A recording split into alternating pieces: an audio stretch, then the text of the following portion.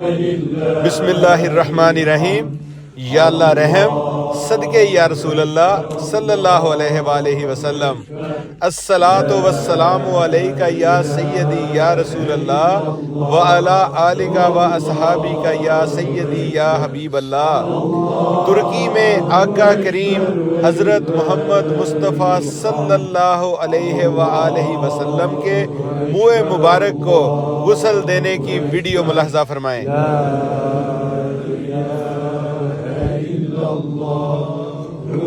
Allahu Ekber, Allahu Ekber ve lillahil hamd. Allahu Ekber, Allahu Ekber, la ilahe illallah, Allahu Ekber, Allahu Ekber ve lillahil hamd. Allahu Ekber, Allahu Ekber, la ilahe illallah, Allahu Ekber, Allahu Ekber ve lillahil hamd. Allahu Ekber, Allahu Ekber, la ilahe illallah, Allahu Ekber, Allahu Ekber ve lillahil hamd. Yıkanırken şey yapmak isteyen birkaç kişi daha şey yapabilir. Şöyle bir iki defa gasledebilir. Sen de gel Ahmet. Hadi. Gel Ahmet'im gel. Şu Ahmet'i bir kaldıralım bakalım. Hakan abisi. Yok. Öpmeyeyim artık. Islandı ya. Allah kuru olsaydı. Gel hadi. Sen de söyledin.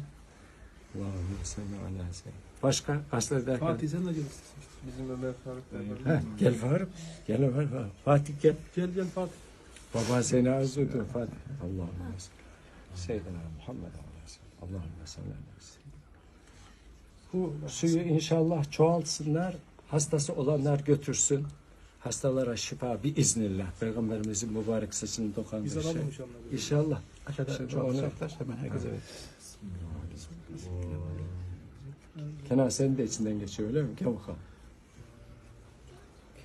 Allahümme salli ala seyyidina Muhammed ve ala seyyidina Muhammed. Allahümme salli ala seyyidina Muhammed.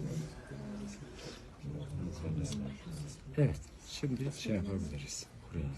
Gel bakalım. Mehmet Said de diyor ben ne yapayım? Adımlarla. Pekala diğer Mehmet Said de yapacağım.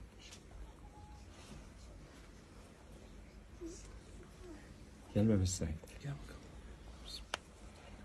Allahümme salli ala seyyidina Muhammed ve ala ali seyyidina Muhammed.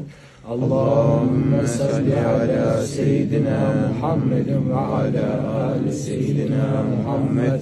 Allahümme salli ala seyyidina Muhammedin ve ala ali seyyidina Muhammed. Allahümme salli ala seyyidina Muhammedin ve ala ali seyyidina Muhammed. Allahümme salli ala seyyidina Muhammedin ve ala ali seyyidina Muhammed. Sallallahu aleyhi ve sellem. Şimdi Peygamberimizin saçının yanında konuşmak biraz suya edep olur da canlı biliyor musunuz? Hareket ediyor bu. Evet, bunlar hepsi hareketli. Yani bıraktığında uzuyor sonra, çoğalıyor. Ve hareketli. Bizim saçlarımıza gelin bakalım. Bu ıslaklıklar siz şey yapayım biraz. Gel. Gel. Küçüklere torpil. Gel. Oh, Yusuf'um gel.